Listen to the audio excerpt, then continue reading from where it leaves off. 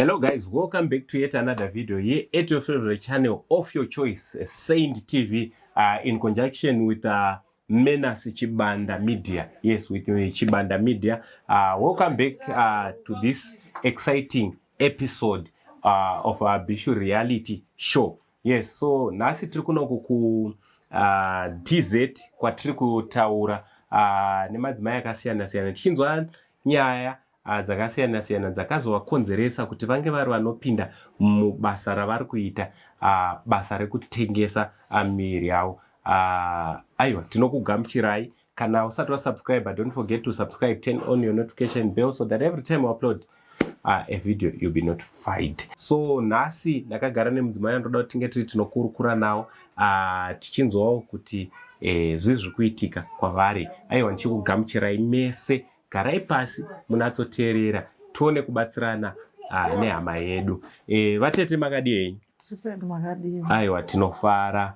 Kwakadiwo kuno? Kuno kukururirana zvako. Handiti? Aiwa, tinotenda. Chekutanga muri yeZimbabwe ngada kuziva kuti zita renyu munonzani uye mune makore mangani? Ini zita rangu ndinonzi Margaret. All right. Ndine makore 40 years. All right. Tiri ipapo mungada kukonfirmera kuti ibasa rei ramuri kuita pari zvino riri kuraramisa muri? Ini ndikuita basa rekumira mustreet rekutengesa bonde. All right. All right. Mane nguva yakareba sei vatete muchiita basa iri? Ndane 10 years. 10 years. Kureva kuti makatanga muri around 30 years. Aiwa, pakanaka. All right. Ngatidzokere kumashure. Because ndonatsozivawo kuti hamuna kungopinda mubasa iri chete. Chii chakakonzeresa kuti muzopedzisira kumira mustreet? Uye pamakatanga kumira mustreet maimirira kupi? Ndaimirira mudzvara seko. All right. Mustreet takatanga kumira nekuda kwemasituations. Nokuti tikwanise kuchengeta munhu.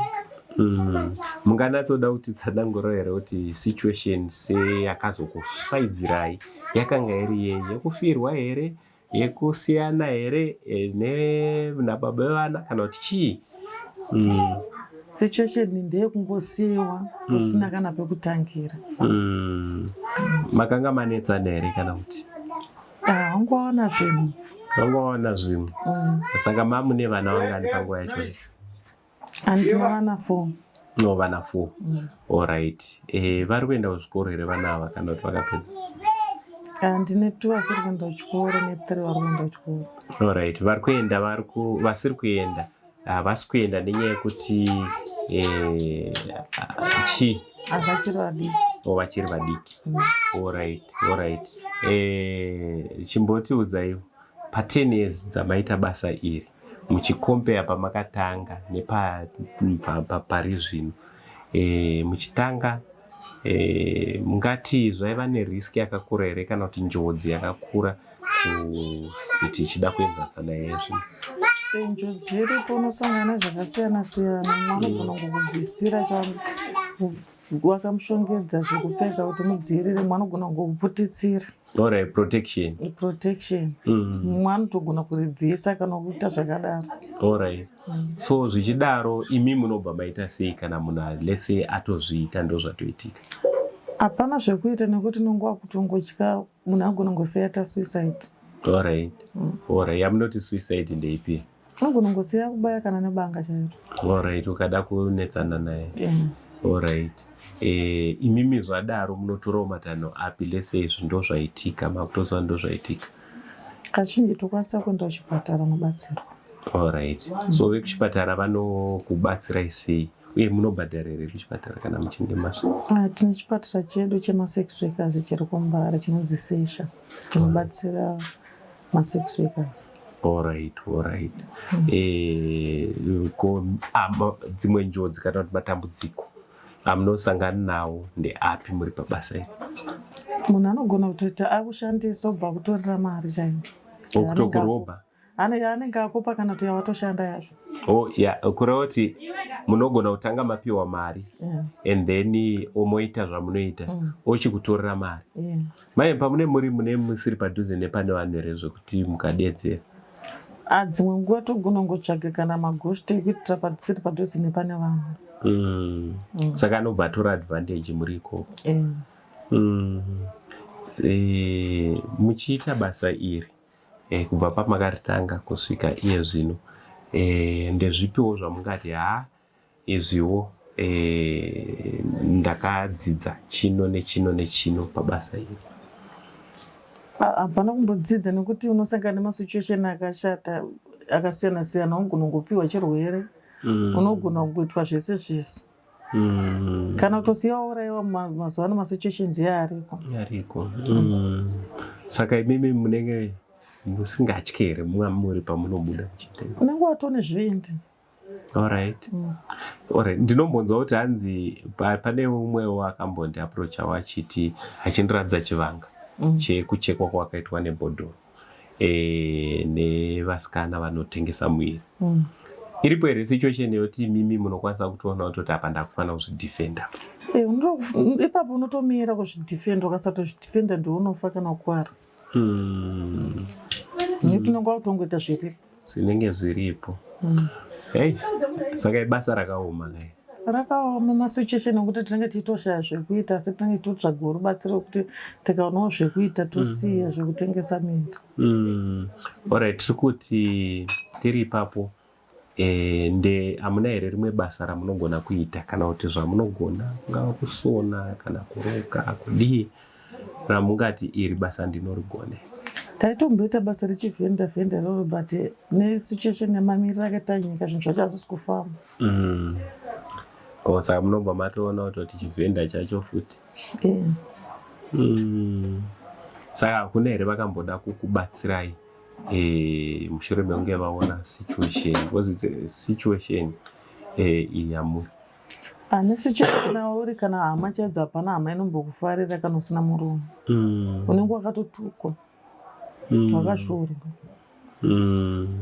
Muri kureva ipapo, muri kureva here kuti hamukwanisa kuenda pasituation tomboti kana usina murume mudzinza chaimo mumafamilies unotosarudzwa. Kana usina murume zvakawanda hautoudzwi, nekuti unotosarudzwa, unenge wakatobviswa mukati mevamwe. Kureva kuti unopesa wasara wamira wega. Saka pane pakatoipa. So tiri kuti imimi nhasi vana muri kuvabhadharira mari sei yefees? Mari yacho iri kubatana here?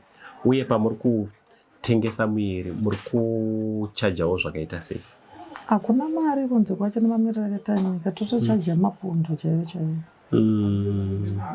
Manje vana vanozodya here papondo apapa? Bhajeti dzacho muri kudzibatanidza sei vatete? Bhajeti yakatooma, kana munotogona kutongodzingwa nemarendirodi watononoka kubhadhara rendi chaivo. Marendi ayo zachiita mari? Asi marumu anaya $60. $60. Manje $60 yacho inokwana nguwai manje? Pazuva muri kutarisira kuti muri kuishanda zvakadii? Pazuva pacho pondo yacho chaivo unogona kutoishaya. Zvinhu zvakatooma. Zvakaoma. Alright. Kuchikoro vana havasi kudzingwa here kuchikoro? Vanopedzera neto. But vari kubhadhara mari mafees? Mafees $35,000. 35,000. Alright. So tiri kuti imimi kuda angada kubatsirai, ndezvipi zvamungati inini ndikabatsirwa nechino kana basa iri chairo ndinogona kutobva ndasiya? Inini ndinenge ndichitoda kuti ndakati ndikubatsirwa neschool fees ndicharamba ndakaberekwa, ndichitori nani kutotsvagirwa kana zvokuita chaizvo zvebusiness, ndinoti mhuri yangu inodya chiguta. Alright. Business ramungati mungada kuita nderipi? Kunogona kuna umwe munhu ari kuona anoti pamwe business amuchataura iye anotohodhesa oda kubatsirana nemi? Kana mabhero chaivo. Kana mabhero? Tengesa hembe. Alright. Besides mabhero, hembe dzevanawo nezvimwe zvinhu zvevana zvekupfeka? Totozvida. Handei. Pakanaka. Aiwa, muri yeZimbabwe ndofunga muri kuzvinzwira panapa tiri kutaura navatete Margaret tichitaura dambudziko rakavawira rakazovasaidzira kuti vange vari vanopinda panyaya dzekuva sex worker. Handiri ndofunga manzwa nyaya yavo, nyaya inosiririsa. Pachona munoziva kuti you'll be trapped, zvekuti kunyange kubuda pasituation yakadai ukatoshayiwa munhu anouya okubuditsa kukunyurura, zvinogona kuremera kuti ubude uri wega, nekuti kune kuchibva mari chaiko chaiko pane pasina. So kune vese vanenge vachida kubatsirana navo, I think munoziva zvekuita, namba dziripo 21 kwaiti tinobatsirana navo kuti tinge tinochinja upenyu hwavo. Kana tichidaro hatisi kuchinja upenyu hwavo chete, but tiri kuchinja upenyu hwevana vavo, ramangwana revana kuti ringe riri rinodini, rinojeka, ringe riri rinoshandurwa. Varipo pamwe angada kuzobetserana nemi, mungada kuti kudii kune vanhu vakadaro?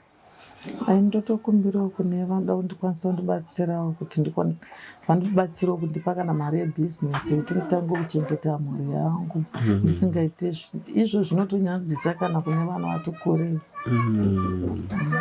Aiwa, tinotenda chivimba kuti mhuri yeZimbabwe tichanzwa kuchema kwehanzvadzi yedu, sisi vedu, akoma, kunin'ina, tobatsirana navo kuti upenyu hwavo nevana hunge huri hunoshanduka.